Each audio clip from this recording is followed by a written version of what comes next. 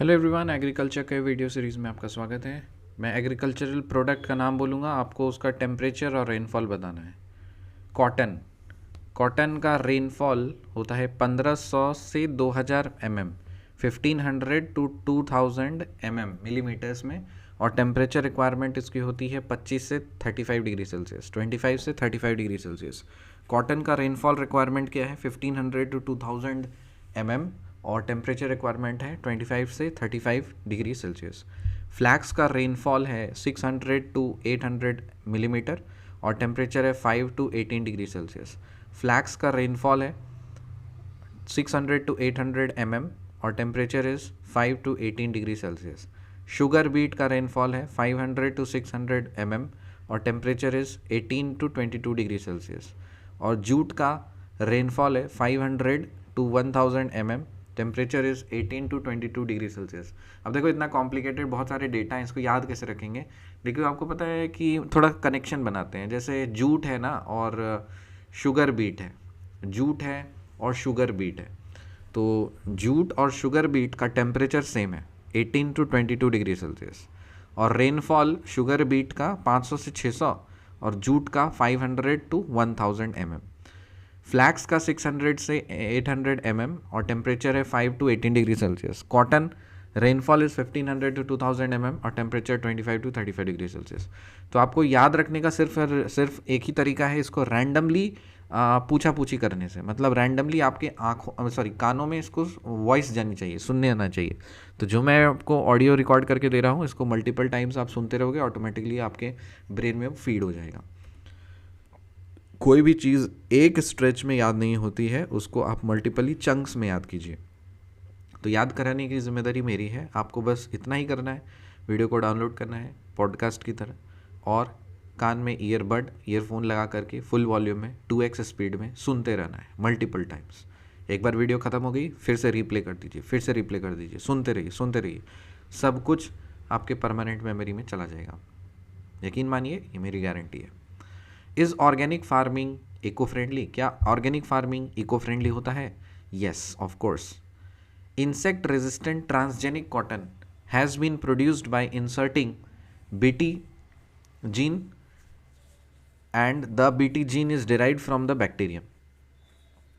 यहाँ पे J नहीं होगा, G होगा। सो इसका Bt का फुल फॉर्म क्या होता है? बैसिलस थ्रंजेनेसिस, ये हम लोगों ने सीखा है। सो जो Bt जीन है ना, वो बैक्टीरियम से डेराइव करते हैं।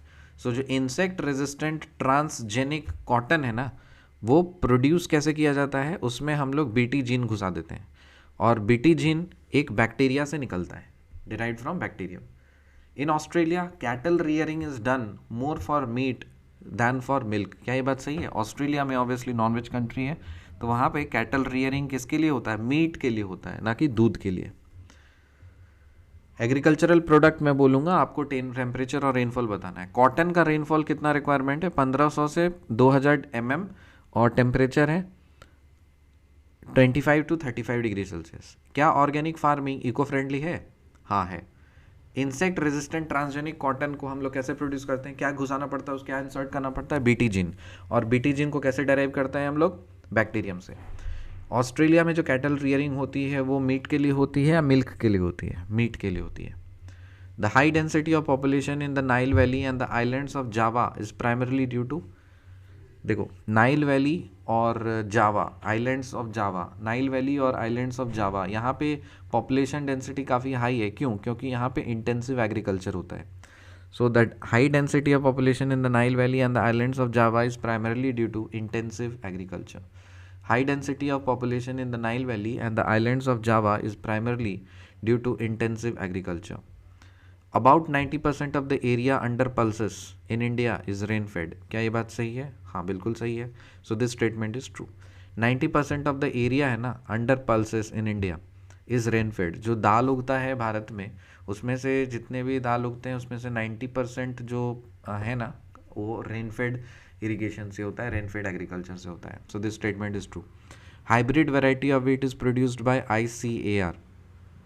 ICAR hybrid variety of wheat produce करती है। और गेहूं का वैरायटी बताइए जो Indian council of agricultural research produce करती है। दो तरह की वैरायटी, एक अर्जुन है और एक सोलंकी है। अर्जुन सोलंकी। गेहूं की हाँ, गेहूं का हाइब्रिड वैरायटी का नाम है ये। कॉटन के लिए रेनफॉल कितना चाहिए? 1500 से 2000 mm, और टेम्परेचर कितना चाहिए? 25 to 35 degree Celsius. Organic farming क्या इको फ्रेंडली है? हाँ है। कौन सा इंसेक्ट हम लोग ट्रांसजेनिक कॉटन प्रोड्यूस करने के लिए डालते हैं? BT gene. और बीटी जीन को कैसे प्रोड्यूस करते हैं हम लोग? बैक्टीरियम से। ऑस्ट्रेलिया में कैटल रियरिंग किस चीज़ के लिए किया जाता है? मीट के लिए किया जाता है। फ्लैक्स का रेनफॉल रिक्वायरमेंट क्या है? 600 to 800 mm, और टेम्परेचर कितना चाहिए इसको? 5 to 18 डिग्री सेल्सियस। The high density of population in the Nile valley and the islands of Java क्यों है? Is primarily due to intensive agriculture. 90% of the area under pulses in India is rain fed. Is this statement true? Yes. Cotton के लिए temperature कितना चाहिए?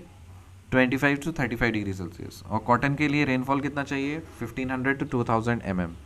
Flex के लिए temperature कितना चाहिए? 5 to 18 डिग्री सेल्सियस। रेनफॉल कितना चाहिए? 600 to 800 mm। क्या ऑर्गेनिक फार्मिंग इको फ्रेंडली है? हाँ है। कौन सा इंसेक्ट रिजल्ट हम लोग इंसर्ट करते हैं insect resistant transgenic cotton produce करने के लिए? We insert the BT gene. BT gene का फुल फॉर्म क्या है? Bacillus thuringiensis. और ये किससे हम लोग प्रोड्यूस करते हैं? ये डिराइव किया जाता है बैक्टीरियम से। ऑस्ट्रेलिया में जो कैटल रियरिंग होती है वो किस चीज़ के लिए होती है? दूध के लिए या मांस के लिए? मांस के लिए। शुगर बीट का टेम्परेचर कितना है? 18 से 25 डिग्री सेल्सियस। और जूट का टेम्परेचर कितना है? 18 to 22 degree Celsius. Sugar beat के लिए भी 18 से 22, जूट के लिए भी 18 से 22। शुगर बीट के लिए 500 to 600, और जूट के लिए 500 to 1000 mm। कॉटन के लिए रेनफॉल कितना चाहिए? 1500 to 2000 mm। टेम्परेचर कितना चाहिए? 25 to 35 डिग्री सेल्सियस। फ्लैक्स के लिए रेनफॉल चाहिए 600 to 800 mm। टेम्परेचर चाहिए 5 to 18 degree Celsius. Sugar beat के लिए रेनफॉल चाहिए 500 to 600 mm, और टेम्परेचर चाहिए 18 से 22 डिग्री सेल्सियस। जूट के लिए रेनफॉल चाहिए 500 to 1000 mm, और टेम्परेचर चाहिए 18 से 22 डिग्री सेल्सियस। क्या ऑर्गेनिक फार्मिंग इको फ्रेंडली है? Yes. Insect resistant transgenic cotton has been produced by inserting BT gene, and BT gene is derived from bacterium? Yes, true. In Australia, cattle rearing is done for meat and not for milk? Yes, true. The high density of population in the Nile Valley and the islands of Java is primarily due to intensive agriculture. About 90% of the area under pulses in India is rain-fed. True or false? True. Hybrid variety of wheat produced by ICAR Arjun Solanki. Eastern coast of India produces more rice than the western coast. क्या ये बात सही है? जो भारत का पूर्वी coast है वहाँ पे यहाँ पे कॉस्ट नहीं कोस्ट होगा। सो जो भारत का जो पूर्वी कोस्ट है ना वहाँ पे चावल ज़्यादा होती है, इसलिए ना बोलते हैं भात खाबो, मतलब भात में बंगाल में, बिहार में ये सब चावल ज़्यादा खाते हैं। और वेस्टर्न कोस्ट में जब आप जाएंगे उस साइड, गोवा साइड में, महाराष्ट्र साइड में, राजस्थान साइड में, तो यहाँ पे चावल ज़्यादा नहीं है। तो राइस खाने का ज़्यादा टेंडेंसी कहाँ पे? ईस्टर्न इंडिया में। Is India the original home of cotton plant? क्या इंडिया कॉटन प्लांट का ओरिजिनल होम है? Yes, India is the original home of the cotton plant. The first country in the world to develop hybrid cotton variety leading to increase production. पहला country कौन है दुनिया में जिसने hybrid cotton को develop किया है? वो ऑफ कोर्स इंडिया है। First country in the world to develop hybrid cotton variety leading to increase production, India. Jute का टेम्परेचर कितना चाहिए? 18 से 22 डिग्री सेल्सियस। शुगर बीट का टेम्परेचर कितना चाहिए? 18 से 22 डिग्री सेल्सियस। शुगर बीट का रेनफॉल कितना चाहिए? 500 to 600 mm। और जूट के लिए रेनफॉल कितना चाहिए? 500 to 1000 mm। फिर कॉटन के लिए रेनफॉल कितना चाहिए? 1500 से 2000 mm।